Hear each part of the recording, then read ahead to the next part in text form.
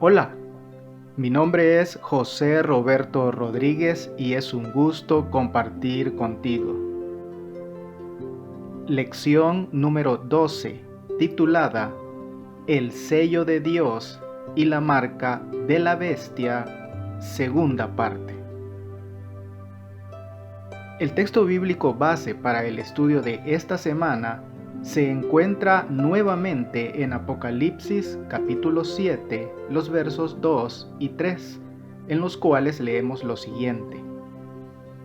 Entonces vi a otro ángel que subía del este con el sello del Dios vivo, y clamó a gran voz a los 4 ángeles, quienes habían recibido poder de dañar la tierra y el mar, y les dijo: no dañen la tierra, ni el mar, ni los árboles, hasta que sellemos en sus frentes a los siervos de nuestro Dios. En la Edad Media, los valdenses, un pueblo decidido a permanecer fiel a su comprensión de la Biblia, fueron ferozmente perseguidos. En 1488, la Iglesia romana asesinó brutalmente a los valdenses en el Valle de Luis debido a su fe. Otra oleada de persecución se produjo en el siglo XVII, cuando el duque de Saboya envió a un ejército de 8,000 hombres al territorio de ellos. El 24 de abril de 1655, a las 4 de la mañana, se dio una señal para que comenzara la masacre. Esta vez, el número de muertos fue de más de 4,000. La historia, por desgracia, se repite a menudo.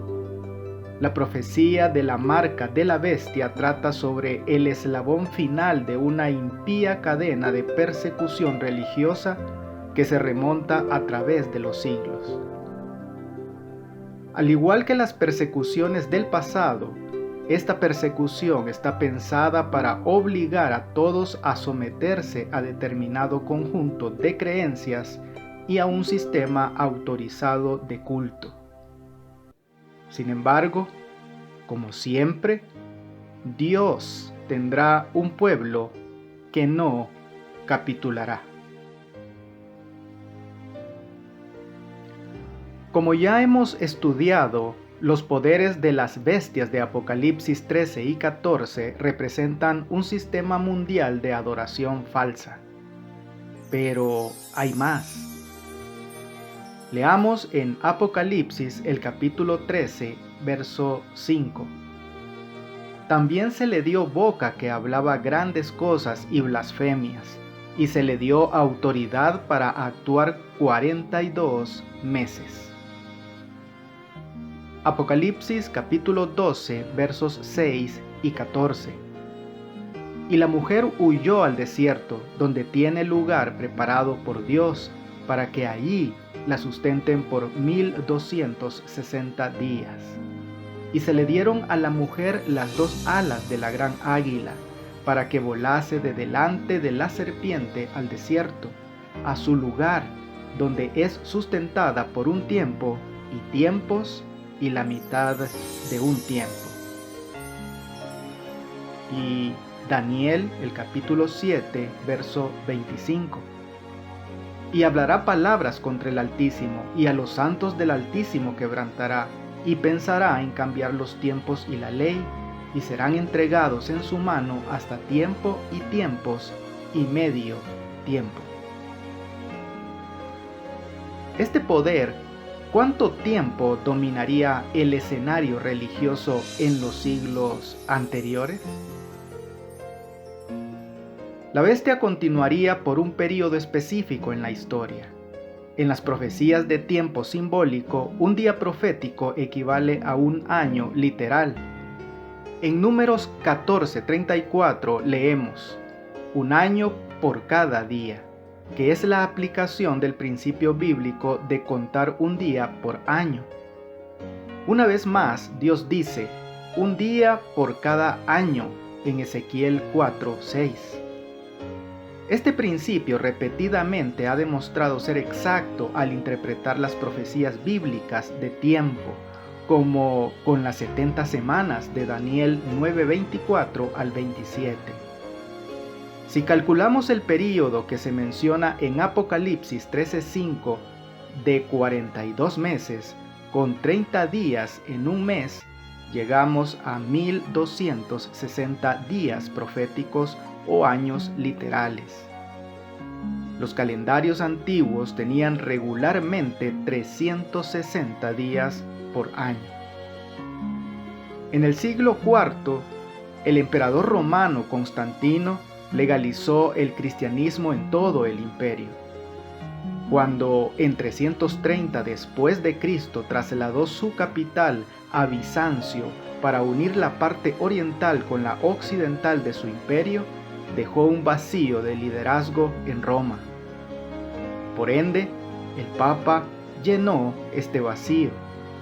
Llegó a ser no solo un poderoso líder religioso, sino también una reconocida fuerza política en Europa. En 538 después de Cristo, Justiniano, el emperador romano pagano, concedió oficialmente al obispo de Roma el rol de defensor de la fe. La Iglesia medieval ejerció gran influencia desde 538 hasta 1798, incluyendo la terrible persecución mencionada en la introducción de la lección. El general Berthier, que respondía a Napoleón, tomó al Papa cautivo en 1798 después de Cristo, en cumplimiento exacto de la profecía. Berthier y su ejército capturaron al Papa Pío VI y lo destituyeron del trono papal sin contemplaciones. El golpe al papado fue grave, pero según Apocalipsis 13:12, la herida mortal sanaría, y el mundo tendrá más noticias de este poder, muchas más. Piensa en cuán asombrosa es la profecía bíblica y cómo nos revela el conocimiento divino acerca de los acontecimientos futuros. ¿Qué debe enseñarnos este hecho acerca de por qué podemos confiar en las promesas del Señor, incluso las que aún no vemos que se hayan cumplido? Leamos en 2 de Tesalonicenses el capítulo 2, los versos 3, 4 y 9 al 12. Nadie os engañe en ninguna manera, porque no vendrá sin que antes venga la apostasía, y se manifieste el hombre de pecado, el hijo de perdición, el cual se opone y se levanta contra todo lo que se llama Dios o es objeto de culto, tanto que se sienta en el templo de Dios como Dios, haciéndose pasar por Dios. Inicuo, cuyo advenimiento es por obra de Satanás, con gran poder y señales y prodigios mentirosos, y con todo engaño de iniquidad para los que se pierden, por cuanto no recibieron el amor de la verdad para ser salvos. Por esto Dios les envía un poder engañoso para que crean la mentira, a fin de que sean condenados todos los que no creyeron a la verdad, sino que se complacieron en la injusticia. ¿Qué predice Pablo acerca de los últimos días? ¿Y qué marcas identificadoras le asigna a la bestia el poder del anticristo? El apóstol Pablo advierte a la comunidad cristiana acerca de una apostasía de la verdad de la palabra de Dios. Le preocupan las semillas de apostasía ya presentes en la iglesia del Nuevo Testamento, que prosperarían en los siglos venideros antes de la segunda venida de Cristo. Un evangelio falso llegaría a la iglesia y distorsionaría la palabra de Dios. Satanás es el que está detrás de esta apostasía. Él es el verdadero hombre de pecado que desea exaltarse contra todo lo que se llama Dios y se sienta en el templo de Dios. Pero el gran engañador obra mediante agentes humanos para lograr sus propósitos. Las características identificativas en Daniel y Apocalipsis revelan que el cuerno pequeño de Daniel 7, la bestia de Apocalipsis 13 y 14 y el inicuo de Segunda de Tesalonicenses 2 representan a la misma entidad. El comentario bíblico adventista lo dice de esta manera: una comparación con la profecía de Daniel acerca del poder blasfemo sucesor de la Roma pagana y con la descripción que hace Juan de la bestia semejante a un leopardo. Revela muchas similitudes entre las tres descripciones: el cuerno pequeño, el poder de la bestia y el inicuo. Esto lleva a la conclusión de que Daniel, Pablo y Juan están hablando del mismo poder, a saber, el papado. Es extremadamente importante recordar que la profecía bíblica está describiendo un sistema religioso que ha comprometido la palabra de Dios, que ha sustituido el Evangelio por las tradiciones humanas y que se alejó de la verdad bíblica. Un Dios de amor increíble dio estas profecías para preparar a un pueblo para la venida de Jesús. Son una reprensión para las organizaciones religiosas apóstatas que se han apartado de la palabra de Dios, aunque no necesariamente para las personas que hay en ellas. Nuestro mensaje es sobre un sistema que ha engañado a millones. Aunque engañadas, estas personas son muy amadas por Cristo. Debemos tratarlas debidamente. Así, todo lo que quieran que los hombres les hagan, háganlo también ustedes a ellos. Esta es la ley y los profetas, según Mateo 7:12. ¿Cómo debemos aplicar este principio al abordar el tema de los poderes de la bestia en Apocalipsis 13 y 14? Las encuestas revelan una profunda falta de confianza en las instituciones y los gobiernos. Millones se preguntan, ¿dónde hay alguien moralmente apto para liderar el mundo? Las profecías del Apocalipsis identifican el poder de la bestia como aquel que, bajo los auspicios de una unión religiosa política, ostensiblemente será el poder que desempeñará este papel.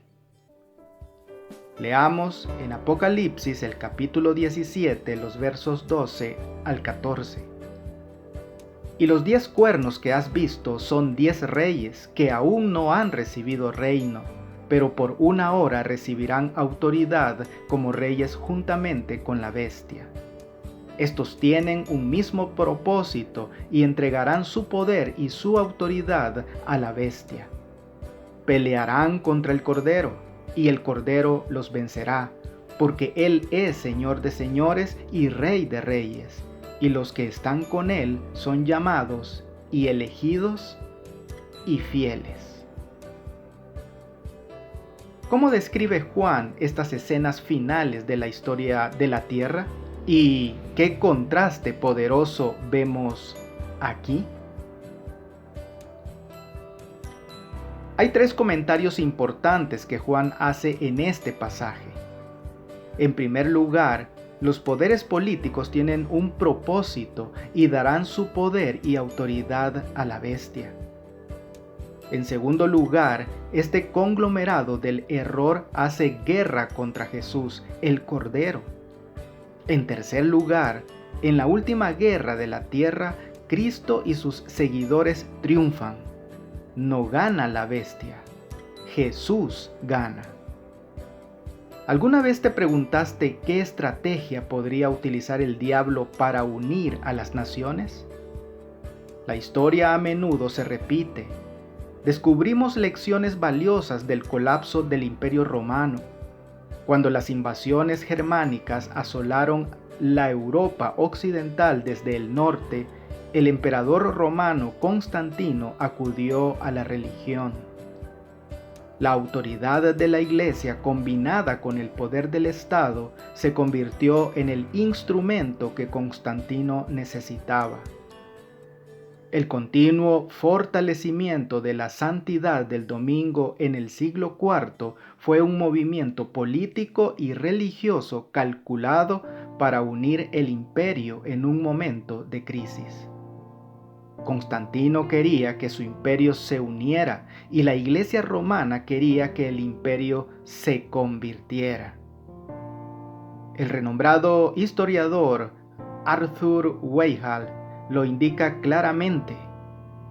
La Iglesia hizo del domingo un día sagrado, en gran medida porque era la fiesta semanal del sol, porque era una política cristiana explícita hacerse cargo de las festividades paganas entrañables para la gente por tradición y darles significado cristiano. En un momento de gran crisis, cuando todo el mundo está asustado, herido y con miedo, la gente estará desesperada por alguien que ofrezca algo de estabilidad y protección. Así es como la tiranía ha surgido en el pasado, y no hay razón para pensar que no podría volver a suceder. Según la profecía, algo propiciará estos acontecimientos finales. Aunque es difícil saber cómo podría desarrollarse todo esto, el mundo ya ha visto cómo pueden producirse los grandes cambios y con cuánta rapidez también. Aunque no conocemos los detalles de lo que viene, necesitamos estar preparados para ello. Leamos en Apocalipsis el capítulo 14, verso 9. Y el tercer ángel los siguió diciendo a gran voz: si alguno adora a la bestia y a su imagen y recibe la marca en su frente o en su mano.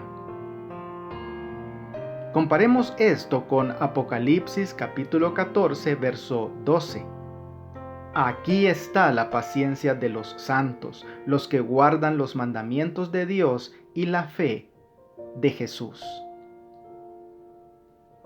¿Dónde se coloca la marca de la bestia? Leamos también en Deuteronomio capítulo 6, verso 8. Y las atarás como una señal en tu mano, y estarán como frontales entre tus ojos. Y Deuteronomio capítulo 11, verso 18. Por tanto, pondréis estas mis palabras en vuestro corazón y en vuestra alma, y las ataréis como señal en vuestra mano, y serán por frontales entre vuestros ojos.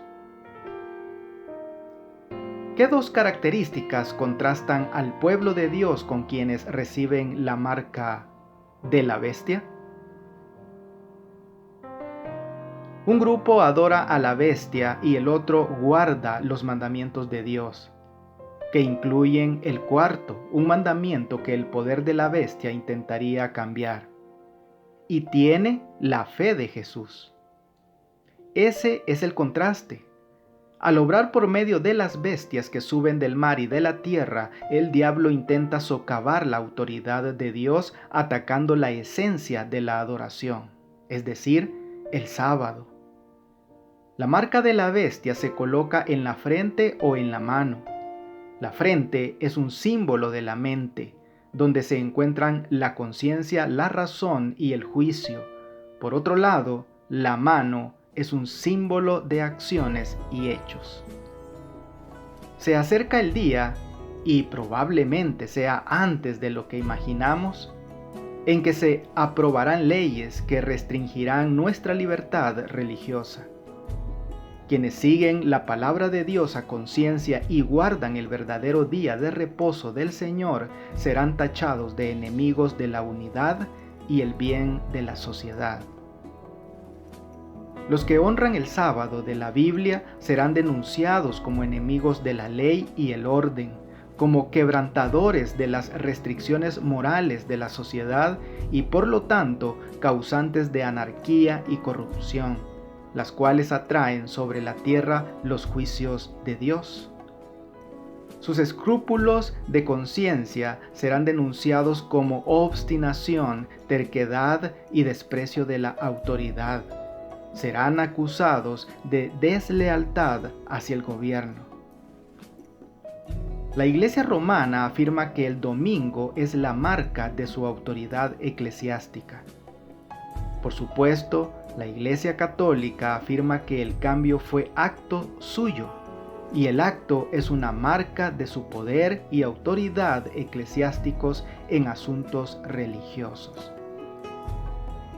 Apocalipsis predice que en el futuro, en un momento de crisis internacional, nuestro mundo se enfrentará a algún tipo de transformación radical en los niveles político, social, religioso y moral, por la que la observancia del domingo se hará cumplir y luego se convertirá en la marca de la bestia. Una vez más, no se nos dice cómo se desarrollará todo esto. La Escritura solo nos da líneas generales, pero suficientes como para mostrarnos que el gran conflicto culminará en torno al tema de la adoración de la bestia o del Creador, y que el sábado jugará un papel central. ¿De qué manera la humanidad siempre ha estado dividida en función de estar del lado de Dios o de Satanás? ¿Y por qué no puede haber un término medio? ¿Cómo podemos saber con seguridad de qué lado estamos realmente? Ahora mismo quizá se está preparando el escenario para esta inminente persecución. El 6 de junio de 2012, el Papa Benedicto XVI hizo este llamado urgente a más de 15,000 personas reunidas en la Plaza de San Pedro, en Roma, para que el domingo sea un día de descanso para todos, para que la gente pueda tener la libertad de estar con su familia y con Dios. Al defender el domingo, uno defiende la libertad humana. Por supuesto, esto no es lo mismo que exigir que los demás guarden este día en lugar del sábado bíblico, pero muestra que la idea del domingo como el día de descanso decididamente es un verdadero problema.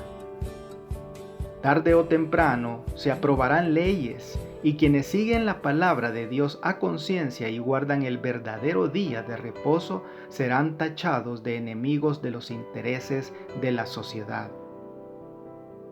En este tiempo de crisis, el pueblo fiel de Dios, por su gracia y por su poder, permanecerá firme en sus convicciones de seguirlo. No cederán a la presión. En contraste con la marca de la bestia, recibirán el sello de Dios. Los sellos se usaban en la antigüedad para dar fe de la autenticidad de los documentos oficiales, por lo que esperaríamos encontrar el sello de Dios inserto en su ley. Los sellos antiguos eran una marca distintiva personalizada. El profeta Isaías dice: «Ata el testimonio, sella la ley entre mis discípulos». Isaías 8:16. Pero leamos en Éxodo el capítulo 20, los versos 8 al 11. Acuérdate del día de reposo para santificarlo. 6 días trabajarás y harás toda tu obra, mas el séptimo día es reposo para Jehová tu Dios. No hagas en él obra alguna.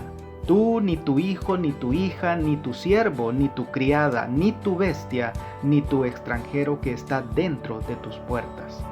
Porque en 6 días hizo Jehová los cielos y la tierra, el mar y todas las cosas que en ellos hay, y reposó en el séptimo día. Por tanto, Jehová bendijo el día de reposo y lo santificó. ¿Qué elementos de un sello bíblico encuentras en el mandamiento del sábado? ¿Y en qué se diferencia el mandamiento del sábado de todos los demás mandamientos del Decálogo? El cuarto mandamiento contiene 3 elementos de un sello auténtico. En primer lugar, el nombre del dueño del sello, es decir, el Señor tu Dios. En segundo lugar, el título del dueño del sello, el Señor que hizo o el Creador. Y en tercer lugar, el territorio del propietario del sello, el cielo, la tierra y el mar y todo lo que contiene. Según Apocalipsis 7, 1 y 2, el sello de Dios se coloca solamente en nuestra frente, un símbolo de nuestra mente. Jesús respeta nuestro libre albedrío. Nos invita a permitir que Él moldee nuestra mente mediante su Espíritu Santo para que no nos puedan mover del ancla de nuestra fe en la palabra de Dios. Por lo tanto, entendemos que los fieles son quienes guardan los mandamientos de Dios y tienen la fe de Jesús. Y en esos mandamientos está incluido el cuarto, el único mandamiento cambiado por el poder de la bestia. ¿Qué condiciones ves que se están gestando actualmente que podrían conducir a las restricciones de nuestra libertad religiosa? ¿Y qué obstáculos quedan también? Cuando el protestantismo extienda la mano a través del abismo para asir la mano del poder romano, cuando se incline por encima del abismo para darse la mano con el espiritismo, cuando bajo la influencia de esta triple unión nuestro país, Estados Unidos, repudie todo principio de su constitución como gobierno protestante y republicano y haga provisión para la propagación de las mentiras y seducciones papales, entonces sabremos que ha llegado el tiempo en que se verá la asombrosa obra de Satanás y que el fin está cerca. Testimonio para las Iglesias, tomo 5, página 426. Hemos tendido a pasar por alto el hecho de que el domingo es el día de adoración de las fuerzas enemigas, en la línea narrativa del libro de Apocalipsis. El domingo es un símbolo extremadamente importante, ya que revela la increíble astucia y el sofisma del dragón. Este cambio de la ley de Dios expresa en una simple acción la esencia misma del odio del dragón contra Dios en el conflicto cósmico. Su simplicidad es sumamente engañosa.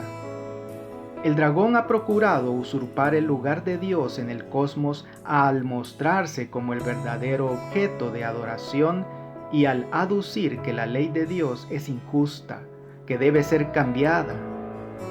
El dragón cambió la ley en la coyuntura dentro del Decálogo donde se identifica a Dios como Creador y Redentor, el único digno de adoración. El cambio de la ley manifiesta no solo el odio del dragón por la voluntad del Señor, sino también es su intento de usurpar el lugar de Dios al convertirse en el objeto de adoración. Y ahora, algunas preguntas para dialogar. Aunque vivamos a la espera de los acontecimientos finales, incluso con expectativa, ¿por qué debemos tener cuidado de no entrar en el fanatismo, el poner fechas o especular más allá de lo que se nos ha revelado mediante la inspiración? ¿Cuáles son los peligros de hacer esto y cuáles fueron los resultados cuando los acontecimientos esperados no transcurrieron en el tiempo y la forma en que la gente concluyó que sucedería? Si bien debemos evitar los peligros descritos en la pregunta anterior, ¿cómo respondemos a los que dicen que nuestro argumento sobre la marca de la bestia y la persecución no puede suceder porque simplemente no parece posible dado el estado actual del mundo? ¿Por qué esta línea de pensamiento, aunque a simple vista parece razonable, en realidad no tiene nada de razonable? Al fin y al cabo, fíjate con cuánta rapidez pueden producirse grandes cambios en el mundo. Amigo y amiga, la pluma inspirada nos termina recordando que de aquí a poco todo hijo de Dios llevará su sello. Oh, si pudiéramos recibirlo en nuestra frente. ¿Quién puede soportar la idea de ser pasado por alto por el ángel que sale para sellar a los siervos de Dios en sus frentes? Que Dios te bendiga. No olvides apoyar este ministerio suscribiéndote a mi canal de YouTube. Con esto tendrás acceso a un video resumen completamente ilustrado y animado de la lección de escuela sabática para adultos al inicio de cada semana. Espero tus likes y tus comentarios de la lección. Bendiciones.